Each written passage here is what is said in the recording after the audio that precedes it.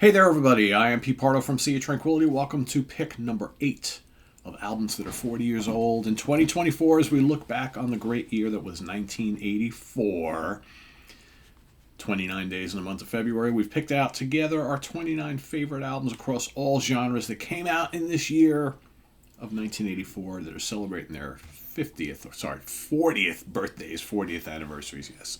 40 years ago, not 50, Peter. We're not still on 1974 today.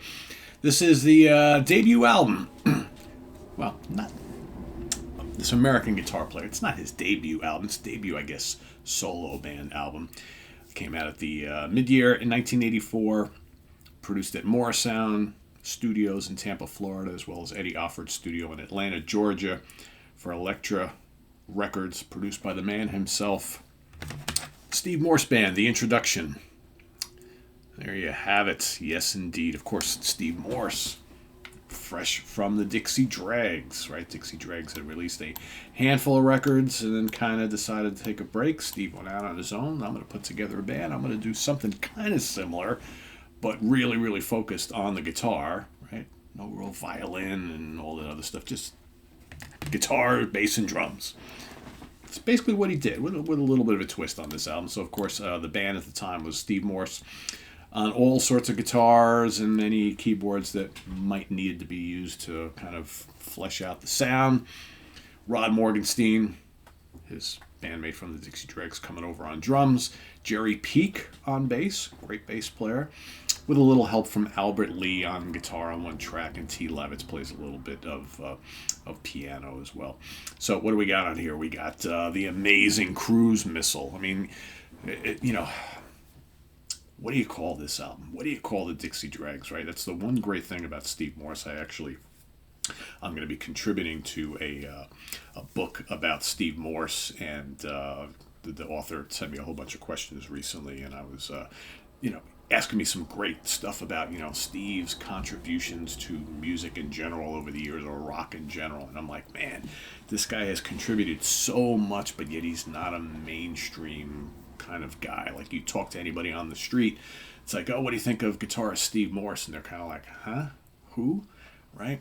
People in the know, right? People who love music know, obviously, Steve Morse and his accomplishments, but, not really a well-known name, despite, some pretty high-profile bands he's been with, and despite the musicality of Steve Morse Band and the Dixie Dregs, not really all that well-known, but as a guy who kind of brings rock and blues and jazz and bluegrass and prog and classical all into one, man. There's a reason why he won so many readers' polls in like Guitar Player magazine and things like that, and voted into the Hall of Fame, right? The guy's just an innovator for sure.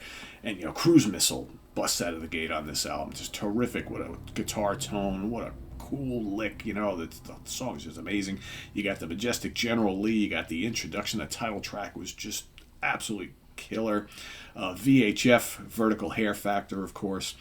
Then you got the cranking, rocking on the pipe. Got the whistle, you got Mountain Waltz, Huron River Blues. There's a little bit of everything on this album. Amazing bass playing from Jerry Peak throughout. The drumming from Morganstein is just terrific. But man, the guitar playing on here is just like off the charts good. Steve Morse, a guy who could play pretty much any style. That alternate picking technique, man, just blazing away. But he can be tasteful, he can be gentle and gorgeous, and he can be just out and out, balls out, shredding, right? Can do it all. This guy's amazing, amazing player. And so happy that he's still doing it to this day, right, all these years later. Chart positions on this fine album. Yeah, not a lot, right? Here in the States, weirdly enough. This made it to number 101 on the Billboard 200 album charts. Pretty good for an album like this. But it made it to number 15 on the Billboard Jazz charts. Which is odd because really, very little, if any, jazz on this album, right? But who am I to argue? The fact that it charted is a good thing, right? So I can't really complain too much about that. So that is my pick for today. The introduction by the Steve Morse Band. One of my favorite guitar players of all time, of course, playing his got pieced together Fender Telecaster, right? Let's look at all those different. Look at all these pickups on this thing, right? It's crazy.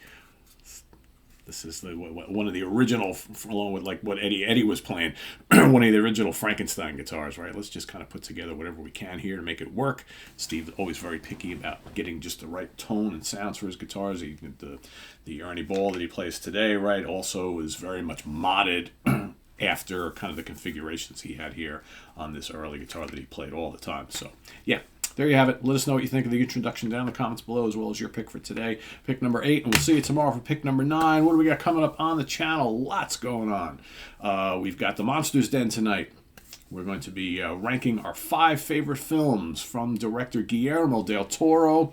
So join the crew tonight as we talk about our favorite films from Mr. Del Toro. We've got Martin Popoff at the Funhouse tomorrow. We've got Ken Golden, Professor's Picks tomorrow. We've got the UK Connection on Saturday. We're going to be ranking the songs on a classic album. That classic album is Dio's Holy Diver. And then Sunday, I will be ranking the albums of the very cool psychedelic stoner rock band Tia Carrera. So that's coming up on Sunday.